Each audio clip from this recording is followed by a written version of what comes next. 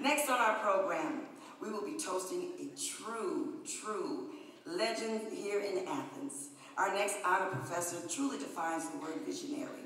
His unique visions literally just pour out of him through images and words which seem to come from a bottomless well of creativity. Students in his class are not taught to paint like he does, but rather given an ocean of ideas about art and the world in which they can swim and find their own creative journey. He has inspired, challenged, and amazed students in the School of Arts for an historic 54 years. He is, yes, that's worthy of applause. Yeah, I'm 55, he was teaching, I was 1 year old when he started. He is truly one of a kind. And tonight his sons, who are not surprisingly in the arts, made a short film in tribute of their extravagant and passionate dad, Athens' own Aethelred Eldridge. This is Aethelred. Born James Edward Leonard Eldridge in 1930, he has been an associate professor at Ohio University since 1958. A true avant-garde, Aethelred has dedicated his life to art. He creates, he teaches, and he embodies an ethereal spirit that cannot be tied down by worldly definition. This is the life story of an artist who refuses to be defined. Okay, you ready? Can we start? Oh, you can start anytime you want. Okay, question 1. Where and when were you born? Monroe, Michigan. 1930, of course, yes. 3 sisters and 2 brothers, all dead. One was murdered, my youngest sister. My 2 brothers, they became delinquents. They were both sent to prison. Despite his challenged upbringing, Aethelred attended the University of Michigan on both academic and athletic scholarships, and later became an officer in the Navy. So you went from student to teacher pretty quick. Yeah. You were arguably a co-founder of the whole school. Was it much? And what classes were you teaching at this point? Many more than I'm teaching now. As a professor, his first class trip was to Africa that lasted several weeks. When he came home, his life had changed. So what happened when you came back from Africa? I got divorced. Nobody would pay attention to me because I was, what do they call those things? A pariah? A pariah is the word I'm looking for, right on.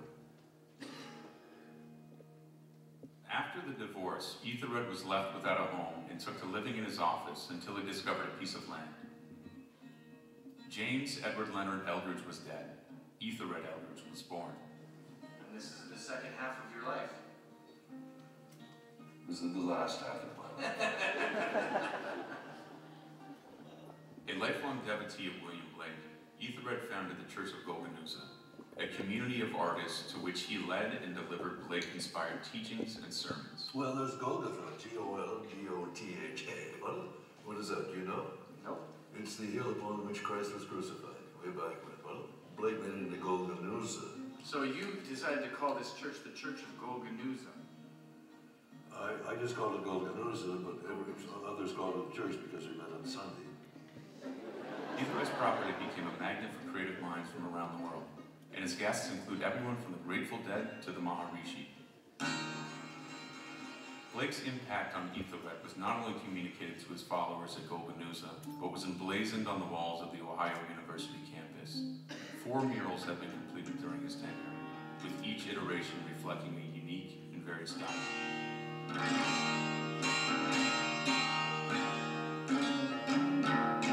The first was the great one.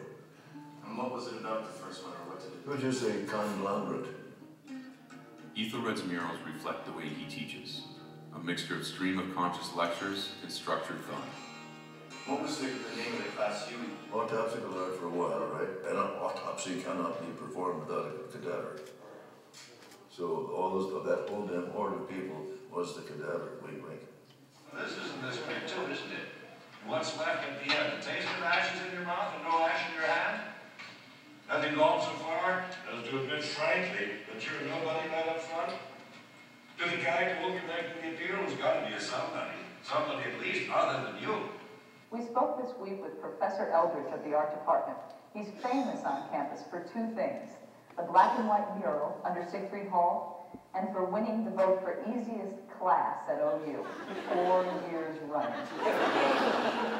We'll bring in paper plates that he wrote his notes on paper plates. And for our final, which was the only test we had, if you could call it that, we were just all passed out a paper plate, and we were to put whatever we wanted on it and turn it in. And what did you get in your class? An A, I think. How do you define an A+ or an F? Do you fail your students? How do they pass this class? I don't define plusage at all. And surplusage, it can go to hell too. Okay, good job, okay. Huh? So what's the song? The song is, I can't go. I'm not going to get there this year. I'm housebound, you understand? I'm laid up. What I want is some rosemary, thyme, and mint. Oh, are you going to the fair? Bring it back for me. Will you please, with help? And what's your plans for the future? Are you ever going to retire? I am the future. Can you see yourself not coming here anymore? I can see myself not getting away from myself. Do you teach classes here? Well, of course. Well, it ain't work. It's a calling.